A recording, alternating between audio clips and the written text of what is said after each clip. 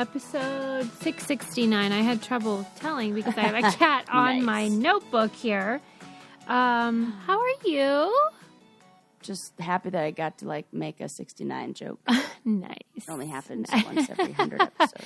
Yeah, you have to take advantage. The funniest joke on Wait, Don't Tell Me. They were talking about something with numbers, and one of the comedians chimes in and he goes I don't know what you guys are talking to, but you guys are talking about numbers and we're talking about math, so I'm legally required to say 69.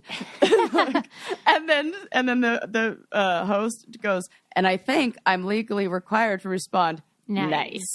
And I laughed so hard because I'm I will never be too old for that joke. I would love to know the first time that happened and then how it caught on the internet.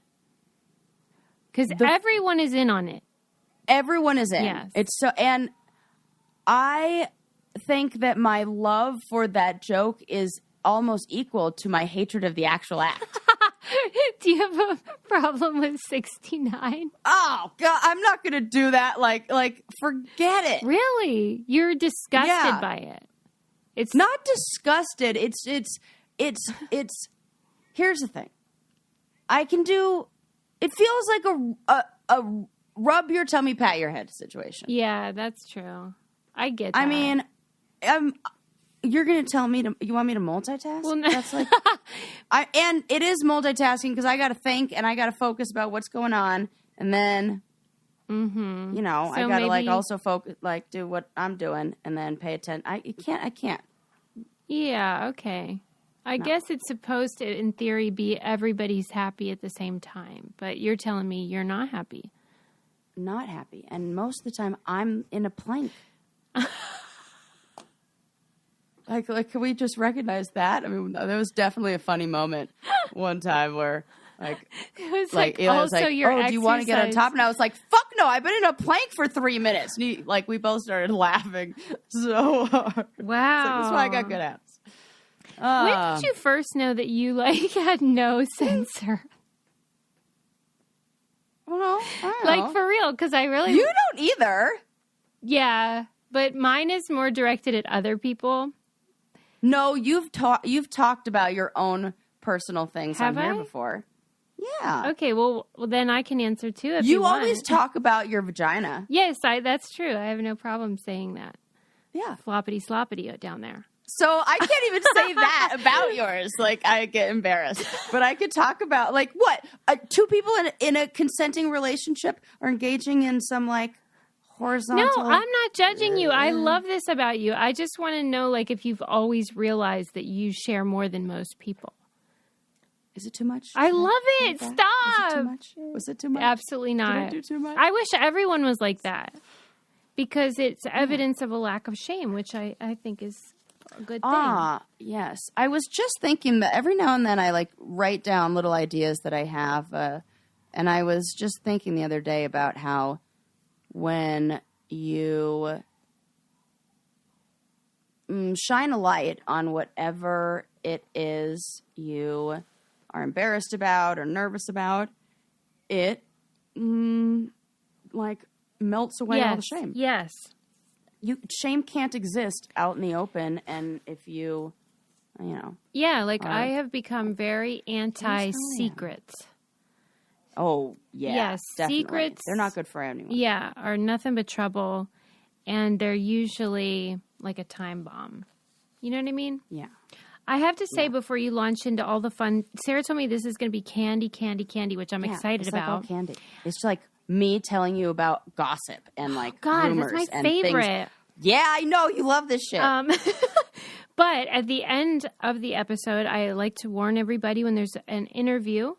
And the interview, I meant to actually put it in our 666 episode and then just forgot. But this was an interview that I did with my brother Paul, my oldest brother. And we interviewed the lead singer of this band called Striper from the 80s. What? This is a Christian rock heavy metal band. And if you've seen them... My mind's exploding. Well, he's like a super fan, my brother. Mostly because your brother. My brother is a super fan of Stryper. And what a treat.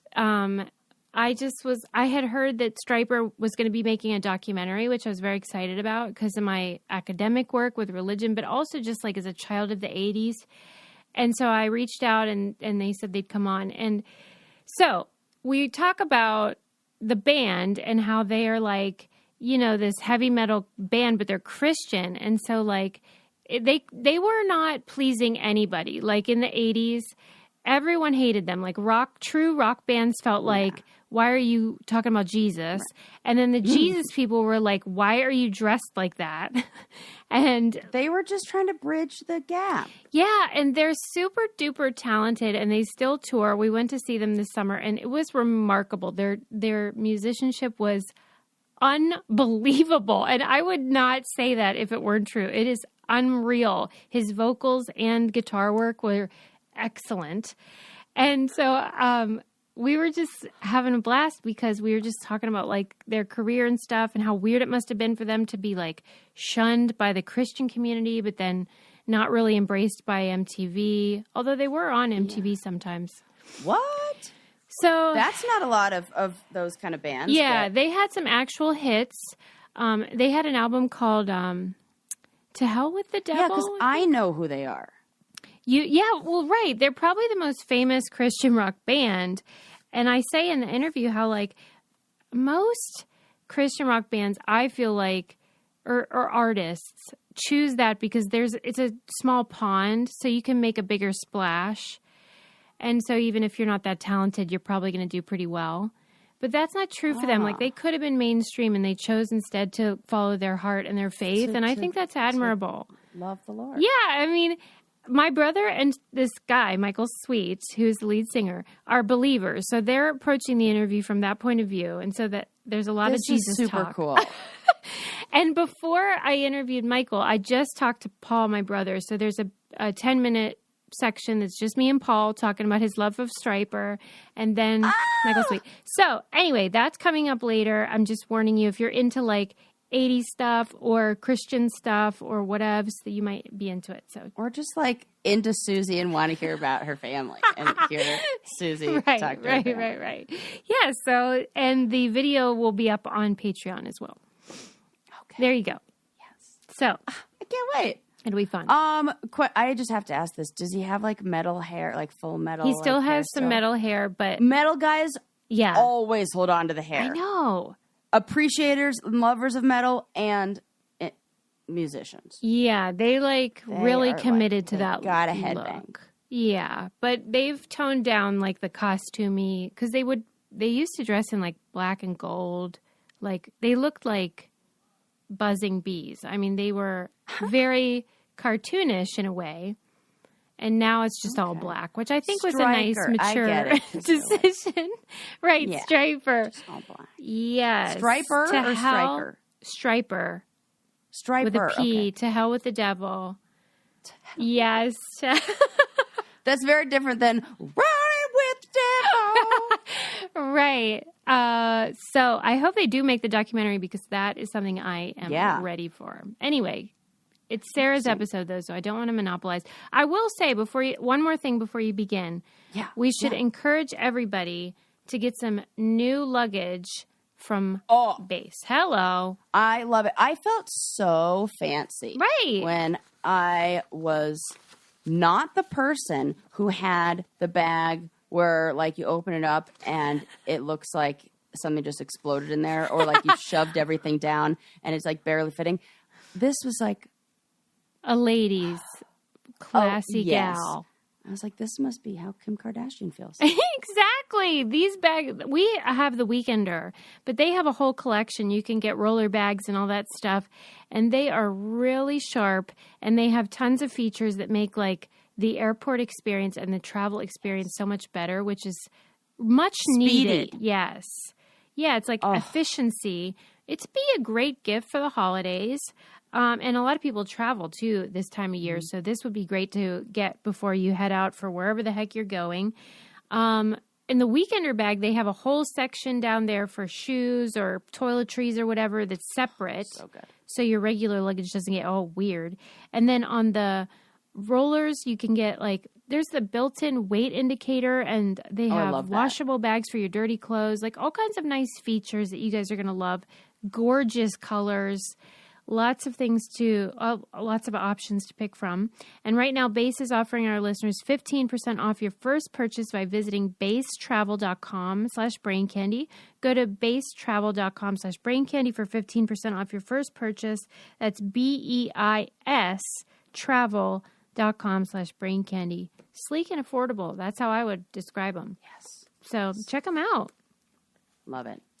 Your turn, Sarah. I have so many things that I don't even know where to start. I think we have to start with the message. I sent you this in a Instagram DM. Oh my gosh, yes. The other day, because I was like, we have to talk about this in the podcast. Mm-hmm. So it's one of those, am I the asshole? This is a perfect thing to talk about after we talk about luggage, right? Yeah, it is. Yes, okay, go ahead. Yeah. This one was on an airplane, was not on the airplane, was on at a restaurant. Oh, okay. But it happens all the time on planes where you hear a kid crying or whatever. Yes. So this woman is dining at a fancy restaurant, and she asks to be switched to a different table because there's a crying baby. Okay. And the mom called her out for being an asshole for asking to be moved. What are your thoughts? I think you're more of an asshole to bring your kid to a restaurant without a children's menu. Amen, sister. If they don't have a children's menu. That's a really good kind of, Yeah. Like it's a signal of who is meant to be there. Right. Yeah. Yeah. She just wanted a night away from children. Yeah. She's like, I want a break. I just want to have a nice dinner. And it's a fancy restaurant. Yeah. She's not doing this at fucking Applebee's, like you said. It's not like, or even a place. This is going to be like a nice restaurant. Think about how much money it costs at a restaurant like that to eat. And if your whole dining experience was ruined by somebody's bratty kid. Yeah. No thanks. Awful. Yeah. I think it's ridiculous that the mom was offended. I think it is too. I don't understand. I mean, people did overwhelmingly side with the woman, but I think that there may be those people who chime in that say, like, she's a mother of two and her husband couldn't leave the restaurant because she had already ordered and da-da-da-da. And, she asked. I don't give a shit. Yeah. What? I feel like, can they say you can't bring children into this establishment? I've never heard of that, but I bet they'd do a good business if they did say that. Because it would be like this safe space. Yeah, I'm trying to think. There was something I went to recently that it said on. Oh no, it was a like interactive theater. I went to this thing called Theater of the Mind. Did I tell you about this? No. Did I talk about this on here? Mm-mm. Oh, it was so cool. It was an interactive theater experience that was done by one of the guys from, I want to say, the band The Talking Heads. And it's this journey, this kind of story, and you walk through a house, and there are all of these optical illusions and different experiences that you have that, and a lot in the story, they're kind of like asking you questions that make you kind of question reality. What is real? How do we know what is the truth? How do we know who we are? How do we know, like, what makes us us? Where do we begin? And it was really cool because it was like, there was one room you went into where it was in total darkness, and you had they had everybody sit on these little stools. There were probably like 20 people per group. And you sat on these little stools, all facing in complete darkness, in this room that kind of looked like an egg. And it's all red. When you first get in there, all the light is red. And that does something to your eyes to capture. It almost works like how a photograph works. Like whatever is the last image it sees, it will like stamp into your vision, like your visual, I don't know, whatever field. They gave you a QR link at the end to like see all the science behind everything, which I hadn't looked at yet. But so I don't know. They didn't explain like the science going through it. So it's all the lights are red, and then they tell you, okay, on the count of 3. Then she turns out the lights and then flashes a strobe light. And when on one flash of the strobe light, everybody holds a pose. And then the light goes away and it's pitch black, but somehow your eye goes into focus and you could see the poses that everybody just made, but it's totally black. It is the craziest thing. You know you are in a pitch black room, but somehow with how it works with your eyes, like, so it's like, okay, what's present? What's right here, right now? It was so cool. Yes. So anyways, I was like, what was I even fucking talking about with this?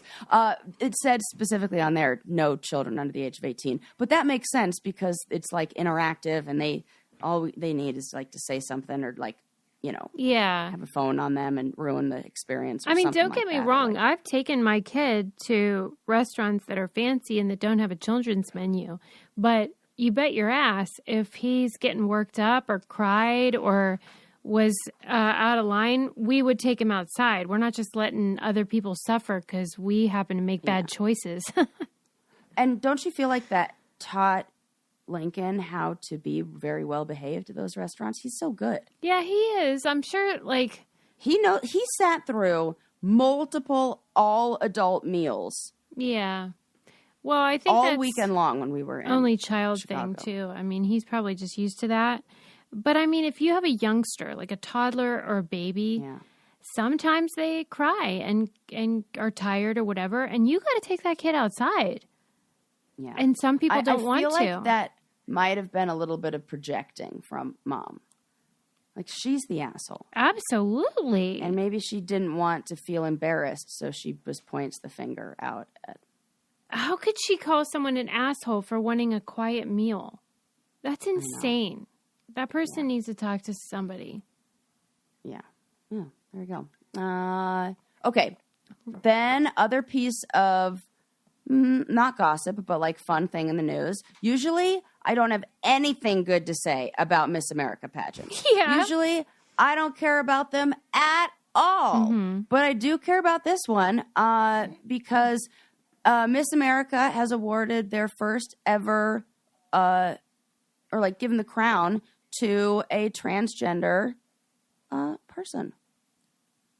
There's no way that's true. Yes. There is a Miss America. Miss America. Not like the actual Miss America pageant. It's like a local one. Okay. Yeah. Yeah, like a bootleg. A local one who's now going on to compete for Miss New Hampshire next year. Brianne Nguyen, 19. Wow. Well, that's great. And won. And I think it's fantastic. But there are people in that pageant community who are very upset about it. Especially one woman who was the Miss New England, I think she was.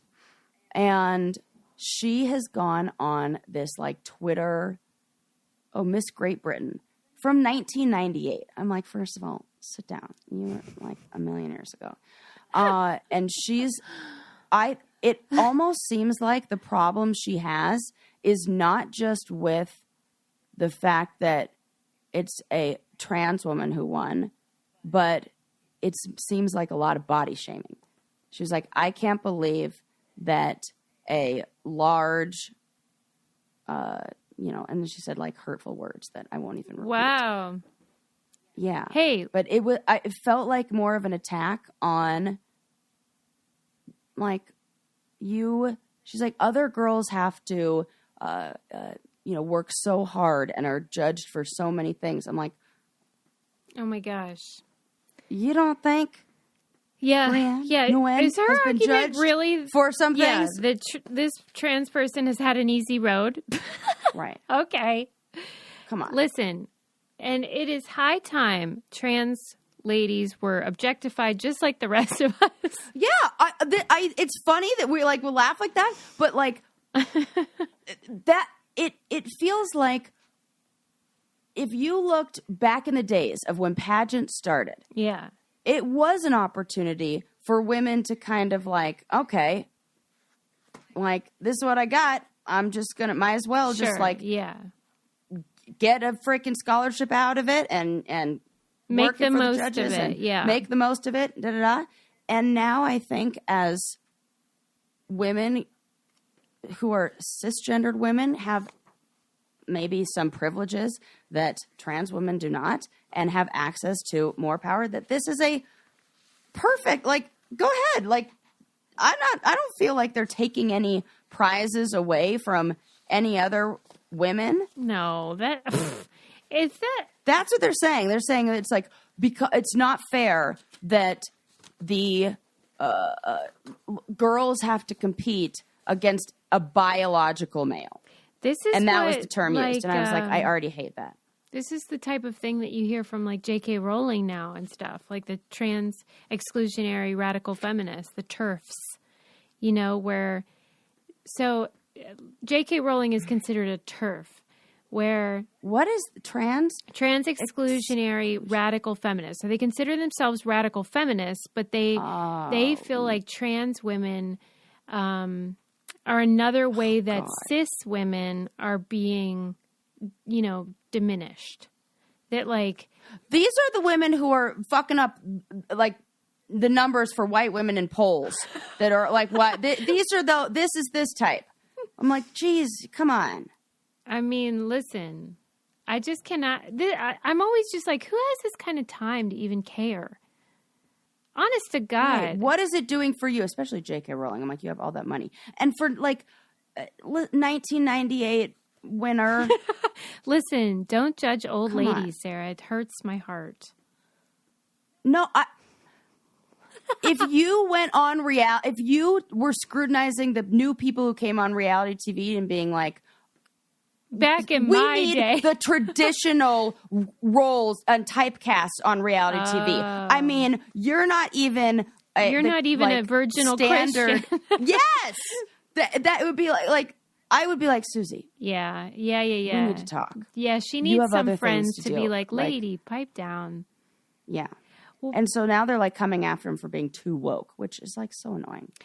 I mean, one thing that I can crow about though is, it is the holiday season, and whoop-de-doo, it is time for Mrs. Fields cookies. Guess who already ate those brownies? Me, because I have this thing when I go out and I buy Christmas gifts for people. Yes. It's a one for you, one for me. Right. One for you. It's only fair. One for me. Yeah. So it feels like, and I love the holidays too, because it does feel like, just get the cookies. I've given myself, I'm like, this is what the holidays are made for. And it really is comforting. Yeah, I know. I mean, that's the thing. It works like a charm where I'm like, oh, it is the holiday. Because, normally... So nostalgic. I hate Pittsburgh weather, but that does not apply to the holiday season. I'm like, this is festive and great. And that is the same with Mrs. Fields, where I get them and I'm like, oh, it's Christmas, baby. And it's a great gift. They have these really festive holiday cookie gift collections that you can get. There's all different sizes and different kinds. There's like cookies and brownies and just all kinds of confections. And this is a great gift for like a family.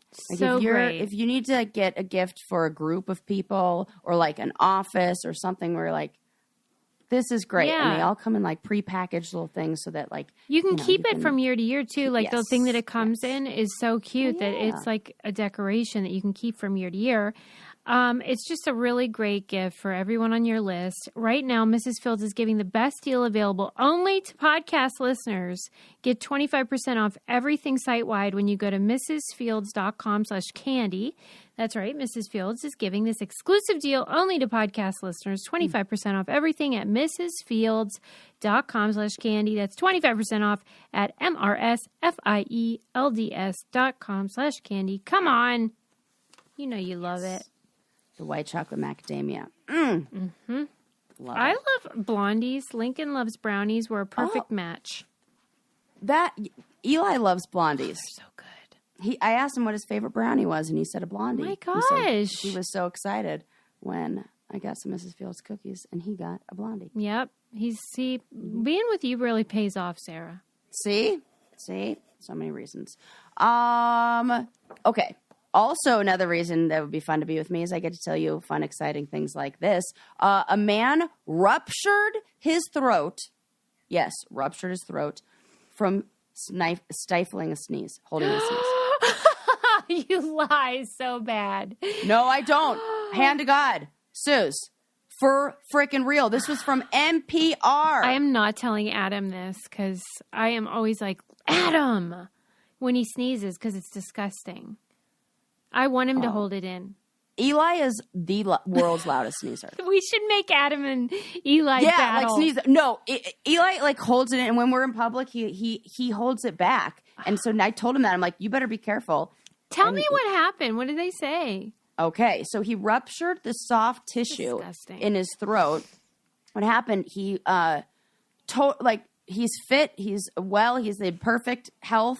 He's 34 years old. You're like, in case you plan on victim blaming, he is in good health. He is in good health. There's a regular guy that's like you or me, Susie. So he had had a pain after he had this very forceful sneeze, and he pinched his nose and held his mouth shut, which is like the only way I sneeze.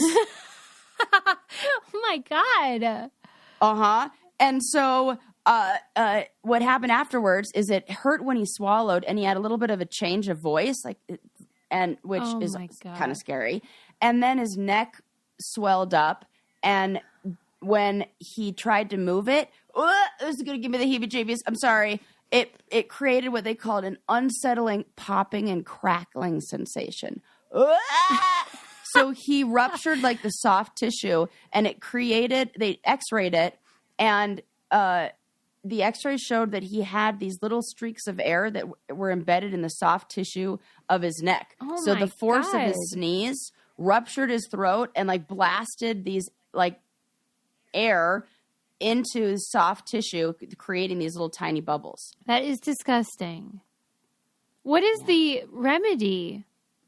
Time? Well, time. I think maybe they had to sew something. They didn't put the details in, but they said after a week he in the hospital, which like seriously a week. That is insane for a he had full recovery. Injury. Oh, he had to. I did read in an article that they had to put a feeding tube down his throat. Sarah, so he had to eat from Suze, from holding in a sneeze. So you know how like when we heard about the poop knife.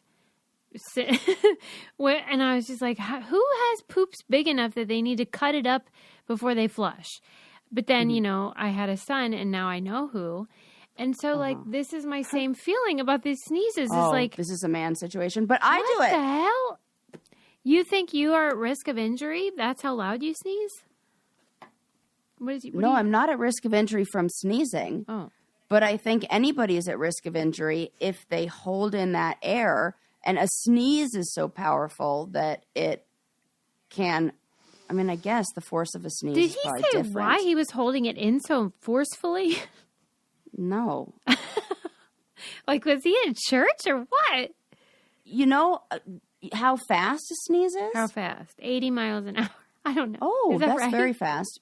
40. 40 miles an hour? Yeah. That's and disgusting. The discharge from it can go up to 20 feet. That is sick. See, I'm doing people a favor when I hold it. Yeah, but I think you should keep doing that. You should not. You should keep doing Definitely let it rip. No, hold it in, everybody. Oh my gosh, Susie's giving bad medical advice. Why should I have to suffer because because you have weird, disgusting sneezes. I wish you guys could see Sarah's face.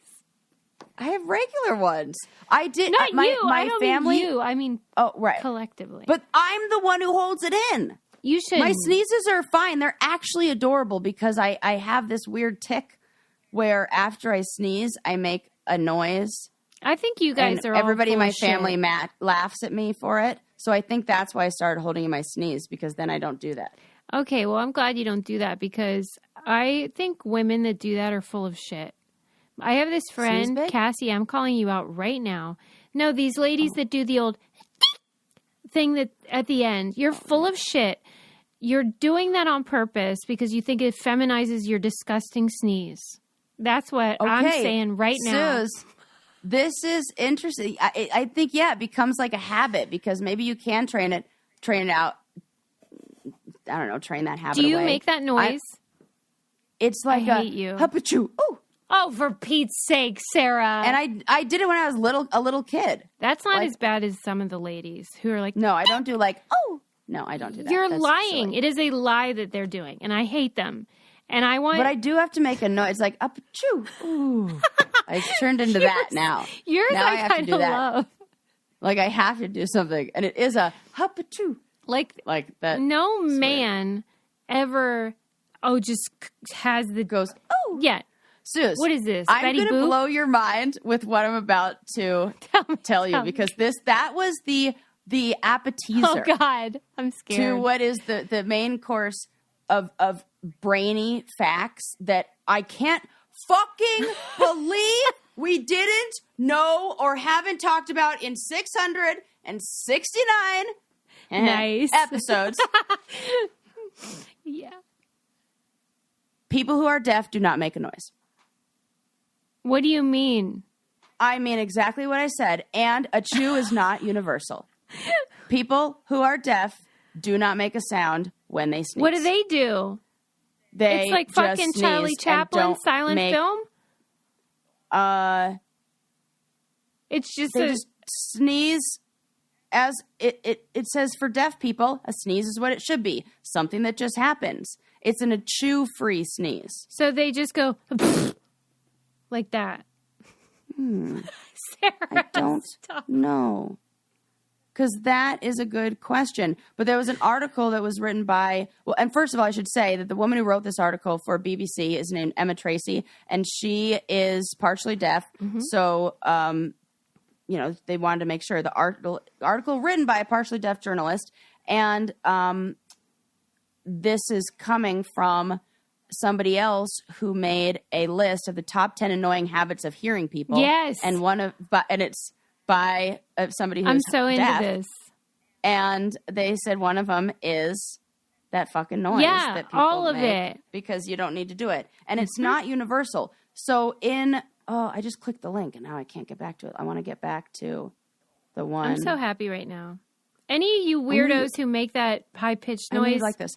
Let's fight right now. In France, a sneeze is ATCHOUM, a chom. I like that. And in Japan, it's Hakashun. Oh my gosh. HAKASHUN. And in the Philippines, they say Ha-ching. I can't take it. It's not even universal. That I can believe. That makes sense because it's kind of like, you know how we say cats meow? That's not universal either. You know, like, it's not exact. Which also blew my mind. And I couldn't really, I'm like, what are you saying? I bet you that moo is, though. Moo's got to be, because that's what they do. Moo. And please, can we get the video for that? That was my favorite. Susie, that was a great cow impression. Stop it. I'm just saying that I get how that is culture dependent. Yes. They're cultural habits that we just pick up along the way. Yeah. And then there's gendered ones with you high-pitched weirdos. And we add other words to it. You know, we usually like gesundheit or bless you. And so when you take away the language, you kind of take away the sound of the achoo and the sneeze. I would like to see what, or see/hear what a sneeze from somebody who's deaf sounds like. Yeah, me too. I bet it's on YouTube. I'll have a look. See, we're always learning things, and that's what I love. And that's also why I love Masterclass, because I'm addicted to Masterclass, people. I feel like if you could have these aha moments that blow your mind all the time. All the time. Which I think of them as brain orgasms. So go ahead. Here are some. I just want to name some of the classes that you can choose, and like what we're encouraging you to do is signing up. So you can watch all of them. You can watch John Legend teach songwriting. You could get, oh my gosh, Kris Jenner teaches power of personal branding. And let me tell you, Kris Jenner knows branding. Oh yeah, I just got goosebumps. Yeah. Yes.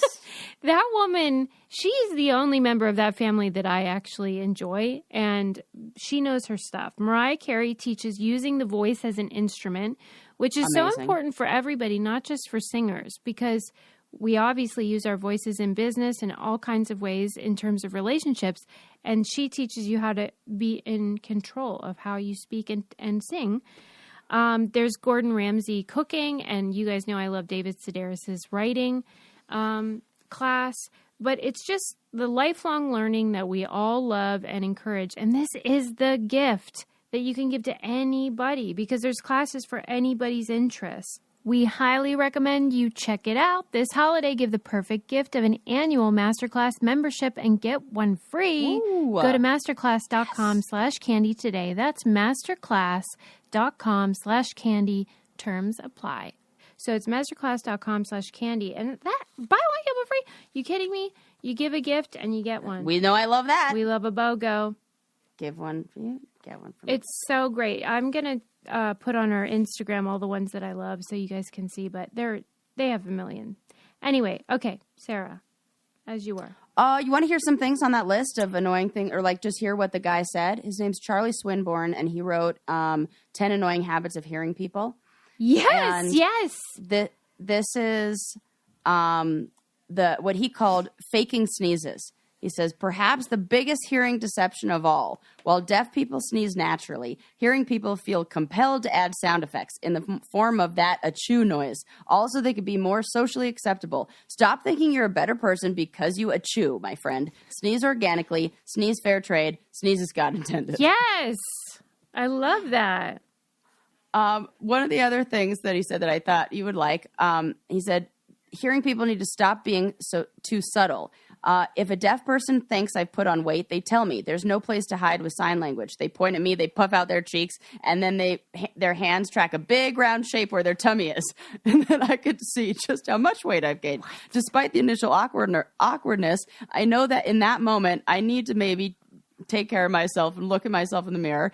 But if a hearing person thinks I become a bit thick in the tum, they do everything they can to hide it. They look me up and down, do a few mental calculations, and then they say, you're looking well. Looking well, that means you've put on a few pounds, mate, and don't you know it and they know it, so why can't they say it? This makes me wonder if, you know how like over time language evolves and changes, and so like certain ways of speaking become antiquated and sometimes offensive.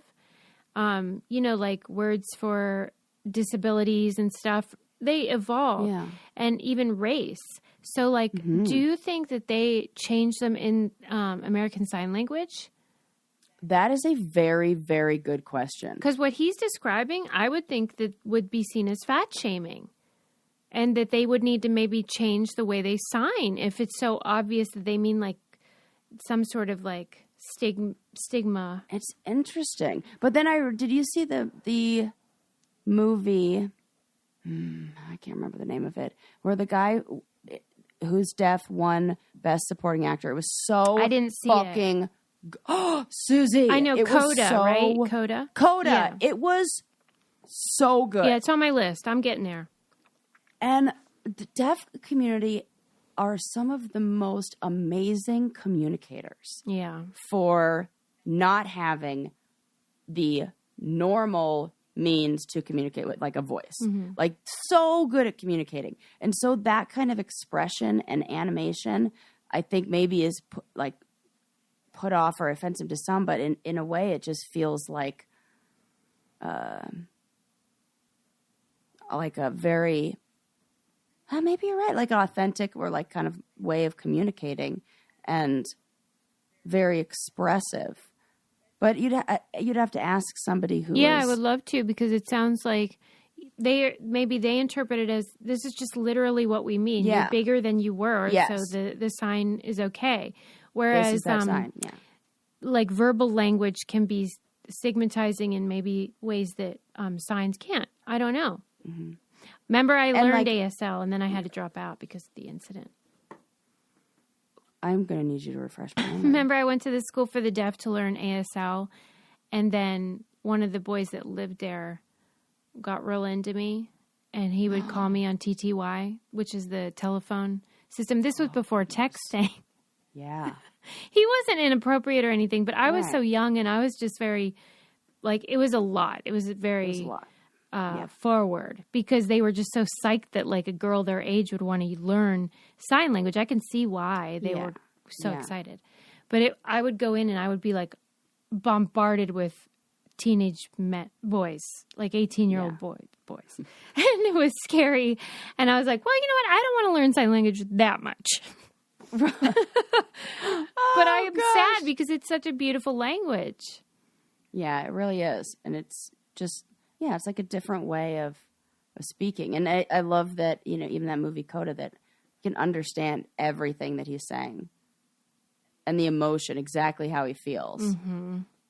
I just, even without knowing ASL. Yeah. Yeah. That's cool. What else bothered him, though? Because I want to know. Some of the other things. Okay, we talked about being too subtle. Looking away while communicating. Hearing people do a lot of looking away. Like they are looking at their phones. They're glancing at something else. They just stare at it. They don't,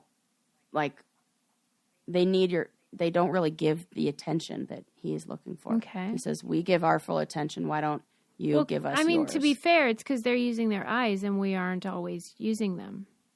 Yeah. But fair point. Fair point. Yeah. Right.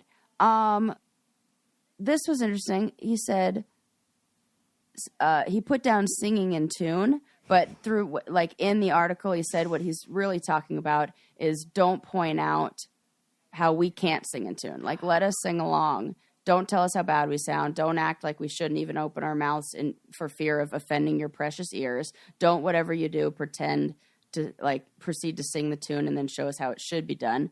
We're deaf. We wear hearing aids. We're never going to be good singers. Accept it. Cover your ears and just let us have a moment. Can you imagine saying that to a deaf person, that they don't sing well enough? Could you imagine? God. Right. Okay. Maybe this guy is just writing this to one asshole at the office. Yeah. Yeah, because that'd be real. I was going to say tone deaf, but I shouldn't. But it is. Yeah. I mean, it's offensive. Right. Yeah. Number 10 on the list is shouting at them. Yeah, I bet they get that a lot. Come on. Stop mumbling and covering your mouth or looking around the room. Just look at me, maybe slow down a bit, and whatever you do, don't start shouting at me. Please. It's embarrassing. It doesn't help me to understand you, and it makes me feel a bit scared. Oh my God. Okay. Good to know. Yeah. So, just some fun ones. I wasn't even going to tell you about that, but when I saw the thing on about rupturing your throat with a sneeze, and then clicked on the sneeze thing about the noise we make. That's so interesting. It fucking blew my mind to think that is cultural and not universal. Because a chew sounds like the right thing, but then I'm sure everybody in Japan is like, no, it don't. It's a ching, lady. Yeah, that's the Philippines. Oh, Philippines. Yeah. Ha ching. What's the one in wherever you just said? I forget that one. I clicked off. That's okay. Well, no matter what language you're speaking, I highly recommend Trumi phones. And this is, if you know or have a child, you have got to get them a Trumi phone. for the holidays, because this is the phone that allows the parents to be in the driver's seat. So you don't have to worry that they're looking at some sort of wackadoo porno scandalousness or God, it's terrible. Talking to predators or bullies. The parents are in the driver's seat so that you have this portal. You can decide what apps they use that are all vetted and safe. You can monitor their texting. So you can see what they're saying and who they're saying it to, good. Which is real peace of mind, especially if you have a young child, because they all want phones now really young. Like my son is only 10 and he was begging for a phone. And this was the way that I felt comfortable, because it was like, I'm not getting And they're him. happy because it doesn't look like some preschool little play phone. This is like the real deal. Yeah, this is a real deal smartphone that is super fancy and nice, but won't, have them talking to weirdos. And it's just great. I know I was talking to weirdos. And Right. We're lucky to be alive. Right. I'm like, ugh. It's safe browsing. Terrifying. They will not get spam calls. And I'm so thankful that they have given us a code. So if you go to troomi.com/braincandy, that's TROOMI.com/braincandy, and then use our code CANDY, you'll get $75 off the purchase of any Troomi device. And they have a whole range. They have a collection of ones. You can pick which one you like. But no matter what you choose, you get $75 off with code CANDY at troomi.com/braincandy. Okay. I feel like we have time for one more. Yes? Yes. What do I want to talk about? First of all, this I wrote down in my notes to talk about because I can't believe that you and I have not talked about this. R.I.P. Leslie Jordan. Suze. I'm so mad. I'm so mad I can cry thinking about it. I cannot believe that we never talked about this personally, like outside of the podcast or on the podcast. True. I can't believe it because Susie got me a Leslie Jordan sweatshirt last year for Christmas. Yes. Not 2 years ago, maybe. It was during a quarantine. Yeah, because, Hi, all y'all hunker downers. Hi, y'all. How y'all doing? And when pandemic started, he had 100,000 followers, and when he died, he had 5 million. Oh my! Like this God. was a guy. He is a national treasure. Yeah, he touched us, and he changed lives because he was a galvanizing force during this really scary time for people, and he made you feel like it's okay, and let's keep laughing because we don't know what's going to happen, but we might as well have some fun while we're doing it.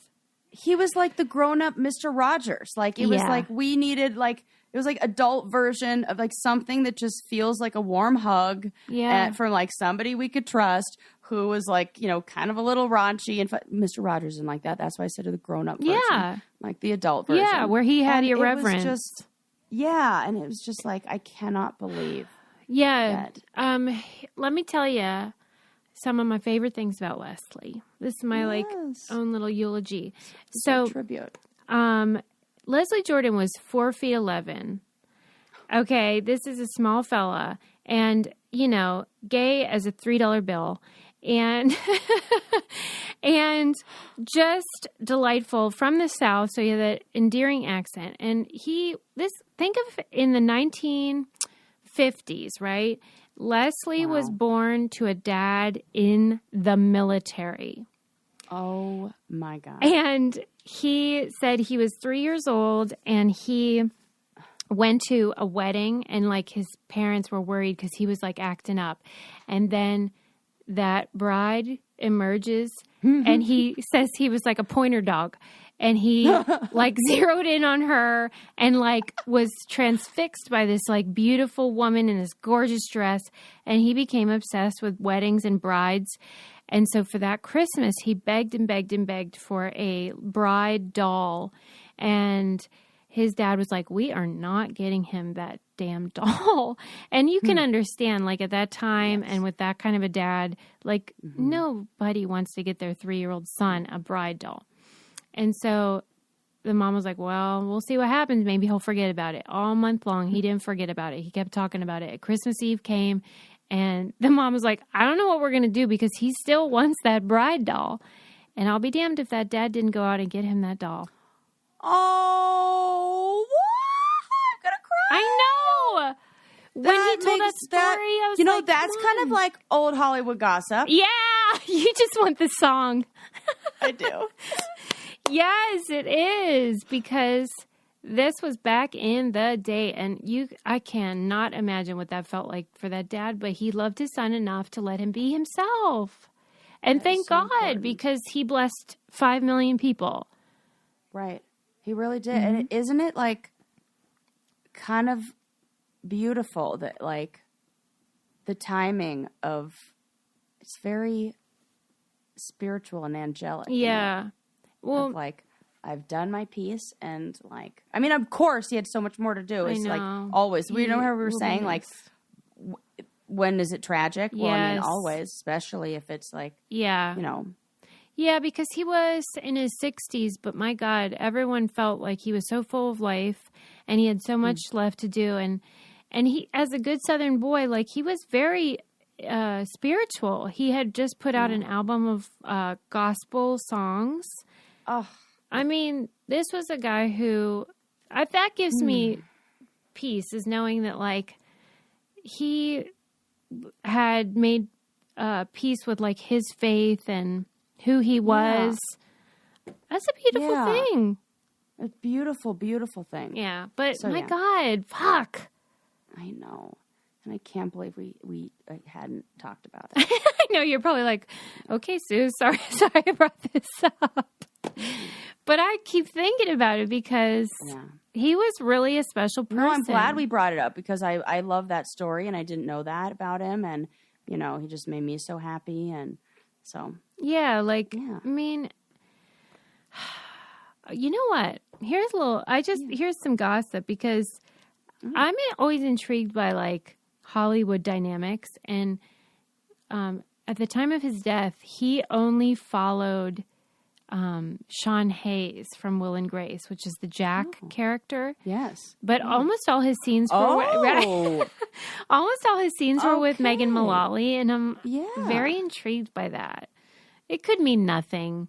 It could mean nothing. But I'm like, interesting. Because, you know, you'd think that they would have gotten the closest, but maybe because Jack's a man and Leslie's a man, they had more time together on set or something. Who knows? Or it's nothing, but I'm like, what? Who's the sexy guy from American Horror Story that Leslie Jordan has a big old crush on, and he always does? I don't know, but that's hilarious. Oh, I'm going to send you so many videos, Suze. It's great. He's like obsessed with them, and he always like makes, and then is he gay? This fucking guy is plays into it. He's funnier. Like, oh, this one's for Leslie, and like he like totally like, gets into it and feeds the whole. I'm sad though that Leslie never got married. Maybe he didn't want to, but like he never found a partner. In fact, when he was hunkering down and making all those videos for us, he was with his mom, who's still with us, I believe. And so I'm sad for her. What? I think she. No. Yeah, I think she's in her 80s. Yeah, I think so. And that's real sad. Oh, my goodness. That's really sad. Yeah, because, you know, like I said, he was still so young. But he was gray-haired, so, like, it's almost like he could have been any age. I feel, right. In my mind, I was like, wasn't he 80? I don't even know. Like, I have no idea. He could have been 40. He could have been 80. No idea. Yeah.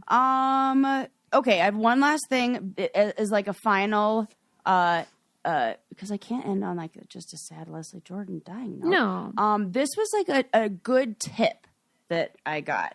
I read this article about how the workers at Starbucks are striking, and as they should, because like they get treated like crap. Yeah. And so it was some advice from a holiday coffee like barista person, especially with drive-thrus, said the pay it forward. Yeah, it's a bunch of bullshit.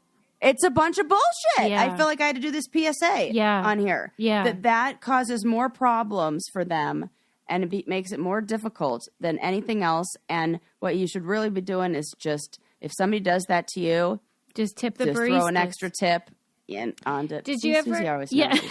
Did you already have that happen to you? You've been... No, because I don't really frequent Starbucks. Oh, okay. I've had that happen to me. Mostly because I'm cheap. No, I mean... I just make it at home and put it in my mug and drive around with my mug. Well, that's good. I like that. And that's better for the environment. So keep doing that. Yeah. But I did have that happen to me once, and it was heartwarming, but it did feel like, what do I do now? And what's the right thing to do? And that's what the article that I saw said. It was just like, tip the barista. Do not. And that's like the least amount of effort you have to even put forward. Like, pay it forward in its true like sense, like that book and like, you know, how it was really started was like real action. Yeah. Not just like, hey, I don't want to keep pennies in my pocket. Throw them to the next guy. Yeah, right. Can it? We're on to you, people. I'm done with that. We're on to you. Okay.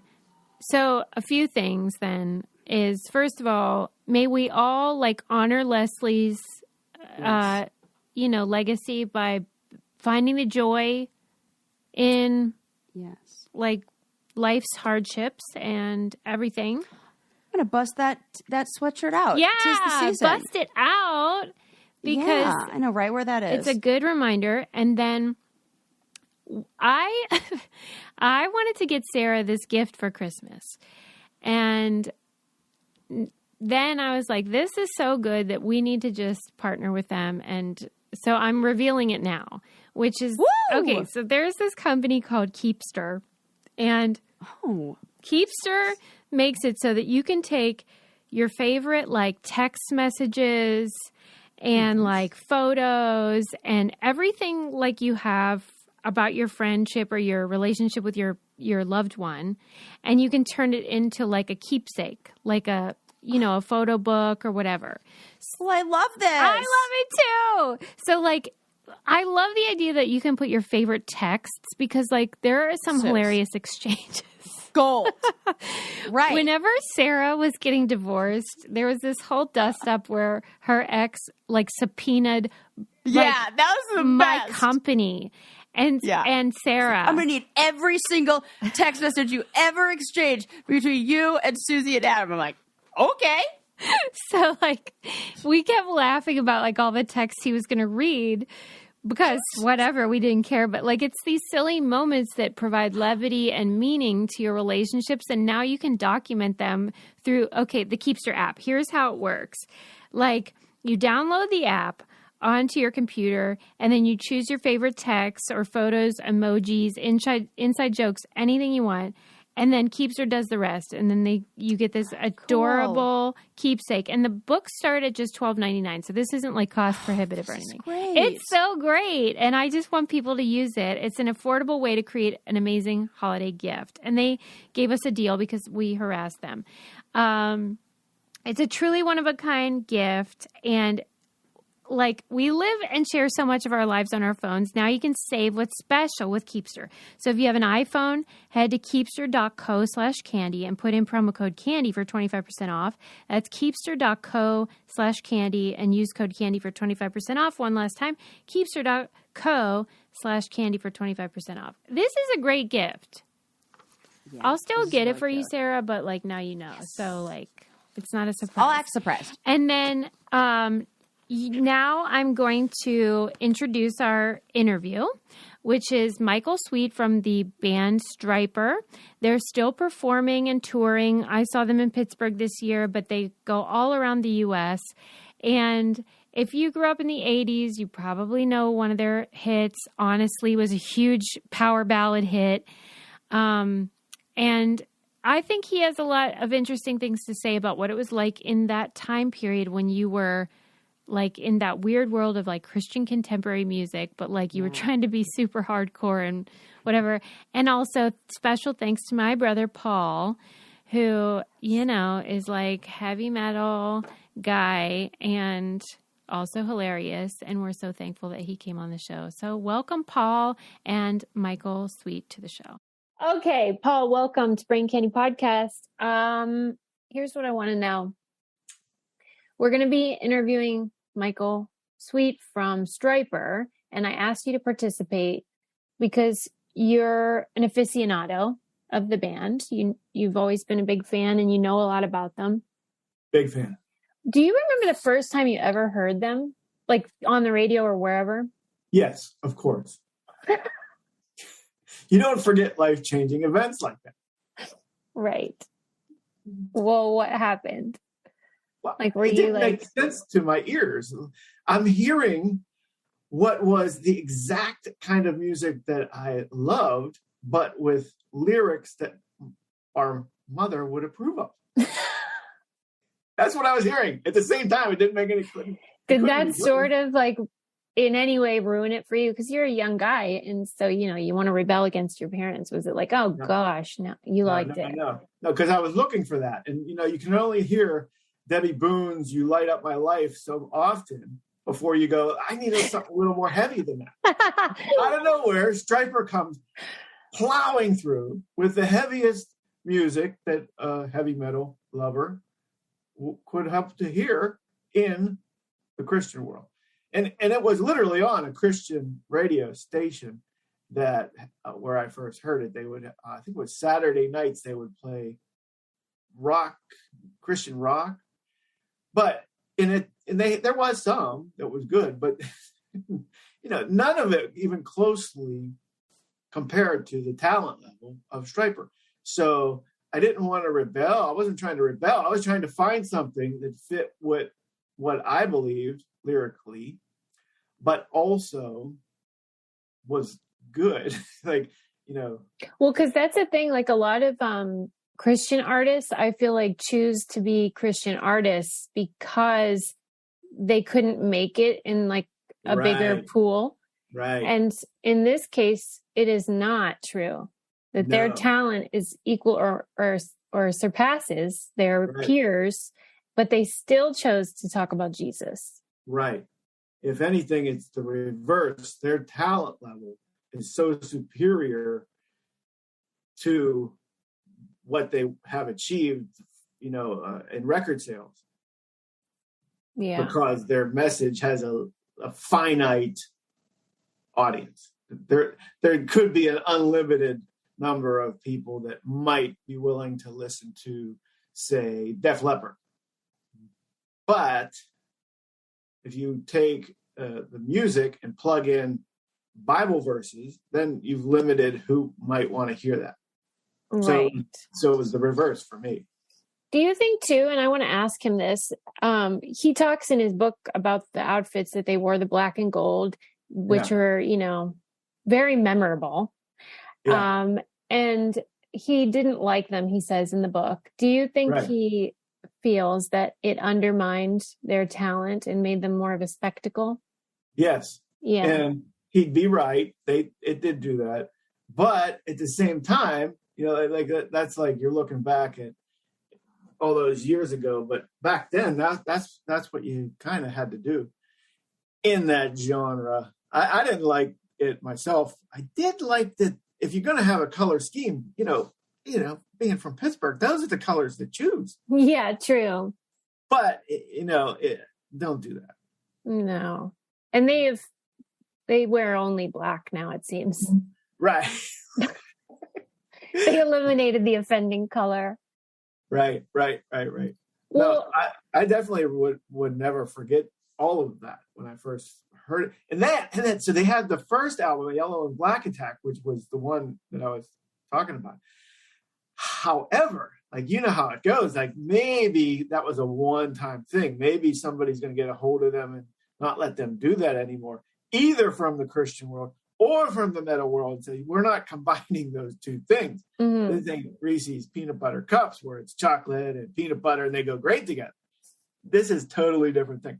So when Soldiers Under Command came out, that's the moment for me when that guitar part for the first single, Soldiers Under Command, that was not only awesome, but a relief, because it was as heavy as you could get, super heavy way to start a song, and then it showed me that they weren't giving up on either end. The music still heavy as ever, the lyrics still Christian as ever. Did you feel that, let's say when we were at Jurgles in Pittsburgh, did you feel that the experience watching them live is, spiritual or transcendent in any way? Or is it just a typical, it was? Yeah, it was. But on several different levels, obviously, because I could say the exact same thing about a Rush concert. It's a religious experience, but here we're talking about actual Christian message also. So there's two different things that were that way for me, and I guess actually three things, because it's the transcendence of time, where they just keep doing it. And, over and over and over, all these years later, they're still doing it, and they're better than ever. So that to me almost speaks of eternity, because, the normal trend of things is to, kind of, when you get to a certain, over the hill, as they call it, when you get over the hill, you're not going to keep going.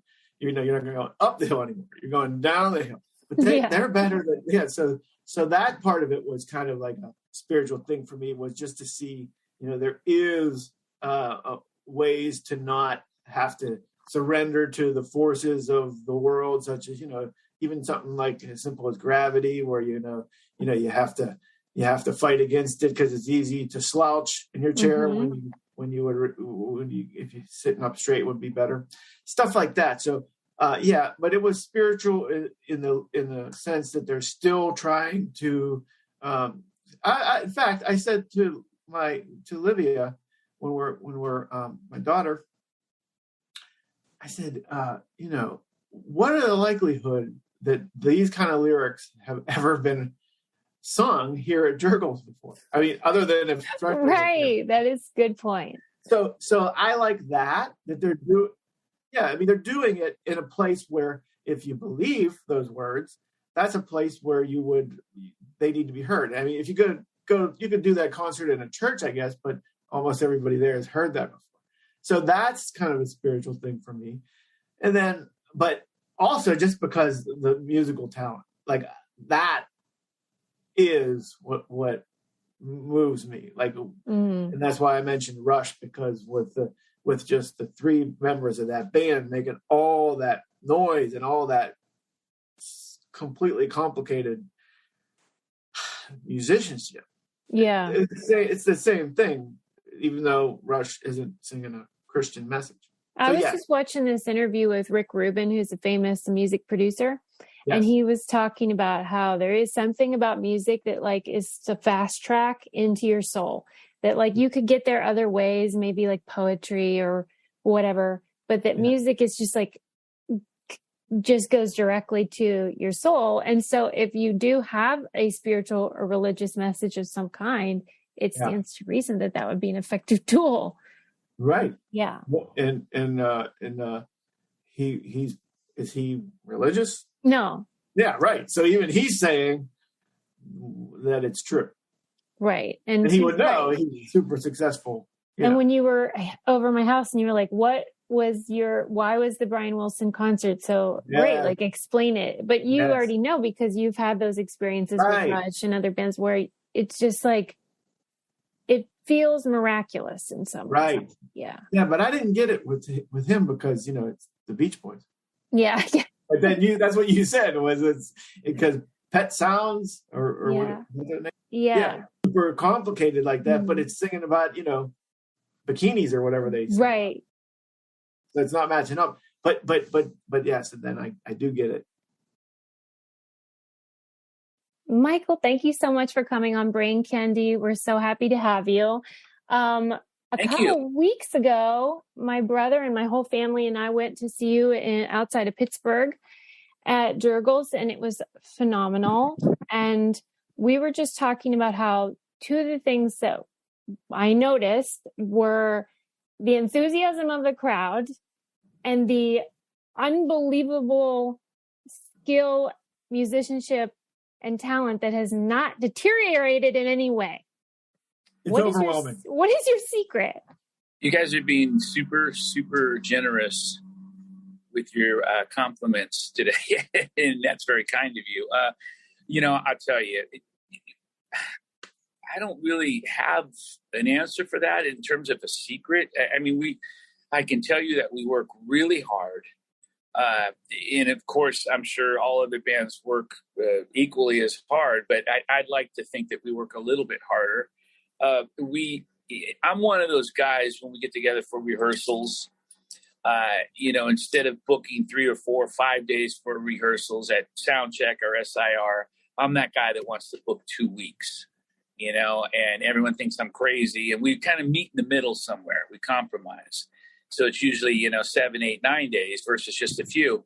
We could probably get enough rehearsal in those few days, but I just like to, dot all I's and cross all T's and go the extra mile to sound as good as we possibly can. And I guess that's probably one answer. Another answer is we still love what we do. I mean, and I hope that shows. We really, really still enjoy what we do, even though we're getting older. And it's more of a struggle sometimes to do what we do. We love it. So I think that comes through and across in the show and in the performances on the albums and live. Do you think your commitment to excellence is because you see this as a calling? I think that that's absolutely a very large part of it, for sure. Mm-hmm. It is a calling. And with that calling comes responsibility. And I feel like we are a little bit more responsible to give our best and do our best. But also, it's just a matter of, I don't mean to keep using the word I, but I am, my personality, I'm OCD and ADHD, and I talk about that all the time. Never knew I was ADHD until I was diagnosed with that. But it's actually something that a lot of professionals have to deal with, and it really drives them to achieve the best. And that's how I am. I'm an overachiever, and I love to work. When I'm sitting still, I kind of lose my mind, and I think that really helps drive the machine and operate the machine, and that's how I'm built. But yeah, there's so many different things that go into that, and certainly the calling is a big part of it, for sure. Michael, about that diagnosis, I read your autobiography, and at the time I had been married. Yes, the autobiography titled Honestly, so beautifully titled. But I had been married for almost 30 years at that point. And when you mentioned that you didn't realize you had that condition until you were in your 40s, I didn't know that could be true. And your willingness to share that has helped me be able to care for my wife, because I didn't know she had that. It didn't make sense to me, certain things in her behavior. And I certainly thought if she had something like that, I would have known, or she would have known. So I want to thank you for helping me to be able to care for my wife. Oh, that's awesome. Well, man, if I can help someone, everybody knows this, I'm a very upfront guy. That's for sure. And that's just how I am. I don't do it to be mean-spirited or stir the pot or controversial. It's just who I am. If you ask me, did you do this today? If I did it, no matter how bad it is, I'll say, yeah, actually I did, and people would go, oh, it's just how I am. But with the ADHD thing, I just always viewed it as I had trouble focusing on my biggest issue is focusing on day-to-day tasks. Right. So, yeah.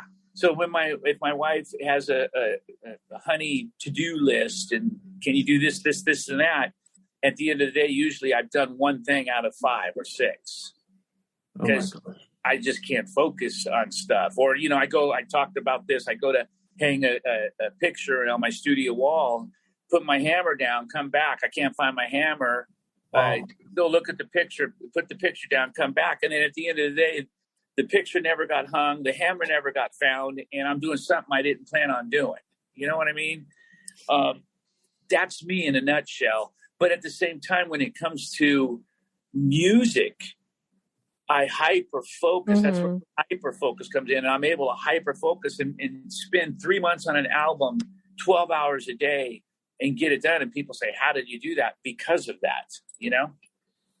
Well, it pays off. I mean, you're clearly using the way that you were made to create wonderful art. So however it happens. It's beautiful. I don't even get it. Striper is better than ever. Hey, by the way, just no, for real. When you said we were being kind from what we were saying, no, we are understating it, Michael. Maybe you're just too humble to realize. The thing is, up until Jurgles the other night, I had been to 4 Striper concerts and 4 Rush concerts, and that's the most I had been to any. Wow. But now Striper is over the limit. 5 as my record. But I just want to say that. I'm just saying that because I remember seeing you in the 80s, and you were awesome, obviously, really good, but clearly, in contrast, you were even better, and it's not even close. Wow. Impressive. So impressive. Well, I'll tell you, I think that as we've gotten a little older, I think that we've kind of honed our skills a little bit more, and we've really learned how to do what we do. You know, it's refined. Mm-hmm. And in the early days, it wasn't as refined. It was more raw, and some people liked that, but it was more young and raw, and energetic, maybe. But, you know, uncontrolled often. I think with the new Striper, it's more controlled, and we know what we want, and everything's locked in more, and everybody knows what they're doing, and so on. But, you know, I watch this back on YouTube. I'll go watch footage from that show in particular, and I'll watch it and I cringe. I mean, I'm like, to me, we always sound bad, and I'm being sincere. Wow. That's, you know, I'll pick out little things like, oh, that solo was good, or, oh, that was good, or, oh, wow, Robert did a cool fill right there. I'll pick out things that I love. But for the most part, I always think that we can always sound way better. I never think we sound good enough. And maybe that's part of the drive that helps us to get better. I don't know. I really don't know. Right. Well, initially I reached out to your people when I had heard about the funding for the documentary that was happening. And I was curious to know if that's still happening, the documentary, and why you thought you had a story that would be good to tell in that format. Sure. Yes, absolutely. The documentary is still scheduled. It's just we haven't really dove into the deep end yet and got that rolling like we want. We're trying. We're still talking to companies to work with, and that's really the most important part. Once we lock that in, then it's going to move forward very quickly. But we did say a 2-year process, and we're not quite a year into that process. So it's definitely coming. It's going to be amazing. The focus on that documentary and the most important part of it, you know, most rock and roll band docs are just that, footage of the band, history of the band, which is all great. Everyone wants to hear and see that. But we'll have some of that. You know, there's no doubt. And you'll see a lot of that in the documentary. But the most important part of the documentary is going to be to focus on 3, maybe 4 fans whose lives have been altered through and by the band, the ministry of the band.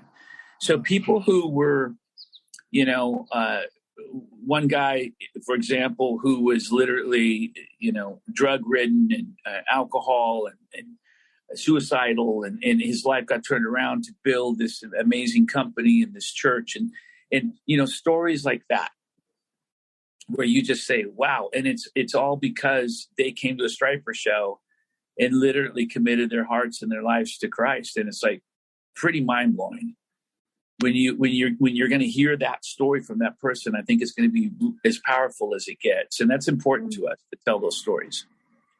It must be heartening to you too, because I'm sure there are days. I was just reading to Paul how on the last page of your book, you mentioned that sometimes you feel trapped by the band, that they're, it can feel like stifling. And then there's other days when you feel very inspired and whatever. And I'm sure that those stories contribute to those good days, right? Absolutely. I mean, it's again, I'm a very open person. A lot of people kind of keep that stuff to themselves and hold it in and stay private, and that's all great. But I'm just one of those guys that it's therapeutic for me to talk about it.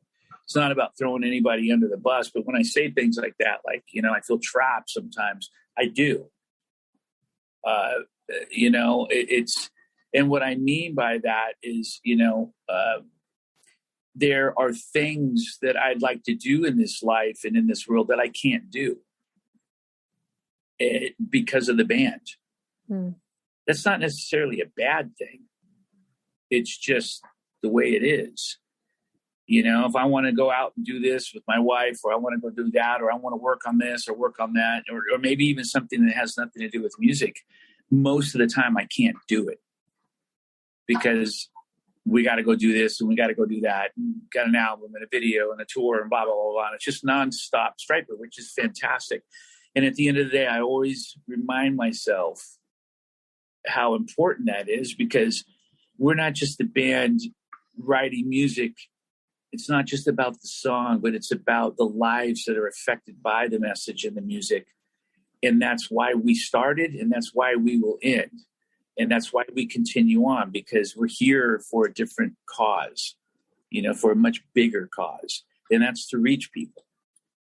That's beautiful. That is, hey, speaking of that, have you ever sung one of your own lyrics, specifically maybe in Yahweh or More Than a Man, where you almost, or maybe even have, been brought to tears? Like you're overwhelmed by the meaning of what you're singing. Yeah, that has happened before. It really has, where I listen to a song and, or even a performance, and it's brought me to tears. And it might not just be based on the song or the performance, but maybe a memory that goes with that. That has happened before. Certainly. It absolutely. And I'm not a man of many tears, but boy, when I do shed tears, I shed a lot. Right on. Hey, that shirt you were wearing at Jurgles, you're kicking the Devil's, A word since whatever year, 1983. I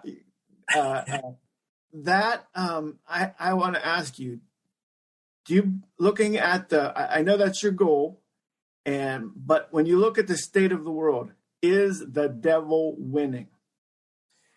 No. I think that the devil is certainly trying hard to win, and sometimes it might appear that if we believe what we read in the Word and we claim that and we stand in that in our faith, then we know the outcome. And so we don't need to worry about anything that looks like, oh my gosh, what's happening? Is the devil winning? We already know he's not going to win, and there's no chance of that ever happening. Right. So that's a wonderful thing. We were talking a lot beforehand about how one of the most striking things in your book and in just your life story is how you came to be a Christian, and then how that kind of went full circle with regard to some of the evangelical leaders who had opinions about Striper. So I wanted Paul to sort of talk about that and ask you something about that. Sure. Well, everybody knows, I think, that's a Striper fan. They know how we came to know Christ, and that was through Jimmy Swaggart. And basically, we grew up in a musical family. Elvis was, the king at our house. There were pictures of Elvis everywhere. My dad kind of talked like Elvis a little bit, looked like Elvis a little bit. Everything was related. Well, Mike, Elvis would, it was always Elvis. So I grew up that way, and I love Elvis. So when I was 12 years old. But that being said, we started watching Jimmy Swaggart, and he sang a little bit like Elvis. Oh, he had that whole thing going on. Yeah, he did. And we were instantly drawn to that. Like, oh, wow, this guy's and we started listening to him preach, and we We, as a family, accepted Christ right there in front of the TV. We got involved in a church not long after that. And, continued on, fell away, stopped going to church, Robert and myself, once we got caught up in the Hollywood club scene. But then later on in life, you fast forward, Jimmy Swaggart, who really was a hero of our spiritual, leader to us, he would hold up our albums, and we saw this on television and renounce the band and say, don't follow these guys. They're wolves in sheep's clothing. They'd come to our shows and picket our shows and tell people not to go in. And it was pretty disheartening. But I look back on it now and I realize that, we're all flawed. I mean, Jimmy fell. We all fall in our own way. Sometimes much further than others. Some people fall small, some people fall big. And that's life. And we're all human. We're all sinners. And, it could be any one of us. And he obviously he fell and he was humbled. And I think Christ has been working on him and he's working on all of us. So I was pretty bitter towards him for a long time. I really was. Right. Not going to lie. But yeah. Speaking of being bitter, like, as you know, the Proverbs command us to not rejoice when evil befalls the wicked, which is wise. But at least like a little bit, you had to be tempted to rejoice when he got busted with hookers. Yeah. It wasn't so much rejoicing in like, grab the champagne and let's party kind of thing. But it was to a degree, obviously shocking. I was shocked. And I just, whoa, wow, more of that kind of a response. But then as time went on, I was angry at him. Mm-hmm. Sure. For a while. Pretty angry. And I just felt like, gosh, what a hypocrite, the ultimate hypocrite. But then as time went on, I realized that could be me. And, I'm no better than he is. I'm no stronger than he is. And in any weak situation or anywhere you place yourself out there in this world, we could all fall. And he fell, and I don't want to fall, but I do daily. Right. But because I'm not perfect by no means. But I just it helped me to understand the situation in him and his heart and love him and forgive him and move on. And it's like I don't hate Jimmy Swaggart. I'm not angry at him anymore. I do pray for him, and if it wasn't for him, I might not be sitting here talking to you guys. Right. But what are the odds? Like that's what I mean. Like I would like to understand how you view the hand of divine providence on your life.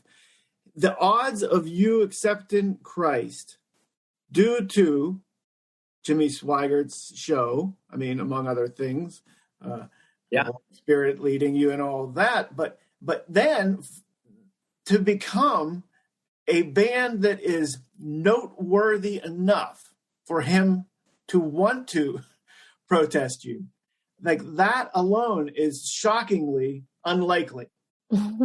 Well, it is. And, if you do the history on Jimmy Swaggart, you'll find out that he was against rock and roll music to the core, like from his early beginnings, because he's Jerry Lee Lewis's cousin.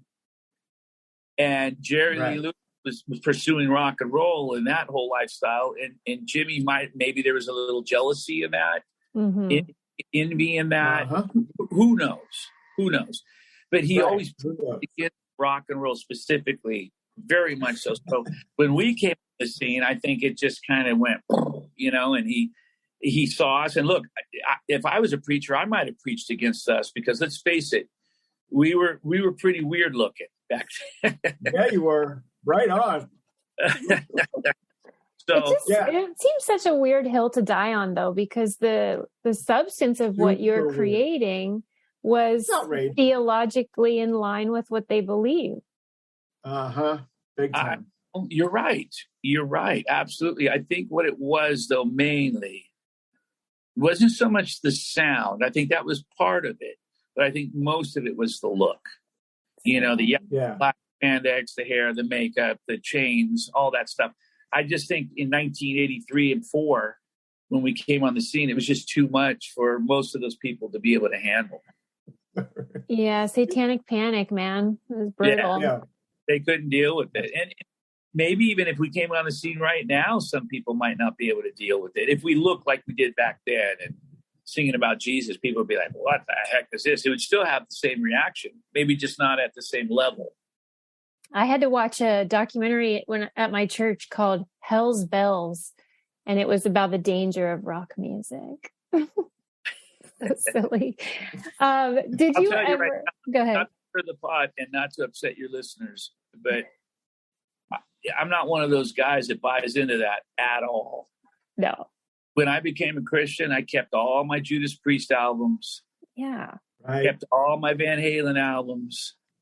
And some people have this mentality that, you got to get rid of all that stuff and you can't do this, and that anymore. And see, I disagree. I think you can keep all that and do all that as long as you don't let it control you. It doesn't control you. When it starts controlling you, that's when you have a problem.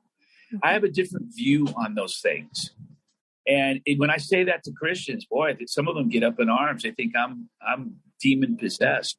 Oh, man. See, I don't know how you don't get jaded, because that would drive me crazy. Sorry, Paul, go ahead. Exactly. Yeah. I'm getting mad just even hearing him say that. How dare they? That's outrageous. But hold it. That album you did where you did the covers, all those covered, the covering. Yep. That covering of Black Sabbath's Heaven and Hell, I mean, that is the best. I mean, really. It's moving. I'm getting goosebumps even thinking about it. I mean, seriously. Big time. I'll tell you a real quick story. As a matter of fact, tomorrow night, I'm doing a listening party at Patreon, Stripe and Patreon, for that album. And I'm going to dive into the songs and the stories behind the songs and how those bands influenced us. But here's the thing. We can either rewrite history and lie and tell people we grew up on Sweet Comfort Band, or we can tell what really happened. And we grew up on Black Sabbath and Judas Priest and all the bands we covered. And that's the truth of the matter, that we didn't listen to Christian bands before we became Christians or after we became Christians. And again, that's just the truth. And those are the bands that influenced Stryper, helped us shape our sound. Black Sabbath, Iron Maiden, Judas Priest. Now, granted, there are some lyrics, obviously, that make me cringe from time to time when I hear it in a metal song and stuff. That, I like to call it anointed. I think there are songs that are anointed by God and songs that are anointed by the devil. And there are certain songs, very few, and very rare, but certain songs that literally give me the weebie-jeebies, and creep me out because some lyrics are like, wait a minute here. And I get that. But for the most part, when I listen to Judas Priest Breaking the Law or Heading Out to the Highway or Exciter or whatever, I just love it. It does nothing to me spiritually whatsoever. We were so struck by how talented you are, the musicianship, the humility that you have, the passion for the music, and it's just remarkable. Well, you guys are too kind and awesome. And, we just love what we do, and we still have opportunities to go out and touch people and reach people. And, as long as those doors are open, we're going to walk through them. I don't know how much longer that will continue. To be honest with you, some people, our album is called The Final Battle. Some people say, is this it? Is that what that means? And not necessarily, but you never know. Life on earth is short, as we all know, and you don't know what tomorrow brings. You can't count on tomorrow, but we'll keep doing it as long as we have today, and doing it, giving it our best and our all. And I'm so happy to hear that it's touched people like yourselves and hopefully many others, and continues to do so. That's amazing. We ask everybody one last question before we go, which is, what do you keep in the trunk of your car? Oh gosh. Okay, trunk of my car is usually nothing. Whatever car. It's minimalist. But right now, if you looked in the trunk of my car, we look like two people, my wife and I, that are living in their car. Oh, no. Because there are literally pillows falling out onto our shoulders in the front seat. The car is stuffed to the hilt. And that's because we just sold our RV and we had to get everything out, get everything in our car. And we didn't know we had that much stuff in the RV. So it's hilarious right now. So today, everything's in our trunk. Wow. Because we have a theory that it represents where you are in your life. And I think that is true in your case today. Okay. Today, I'm not in a good place in my life. Oh my gosh, I'm so sorry. And we just thank you so much for coming on the show. You're off the hook and you're the best. You guys are awesome. Great job. And can't wait to see this and hear about it buzzing out there. And you guys have a fantastic rest of the day, okay? Thank you. Likewise. See you later. Bye. Bye.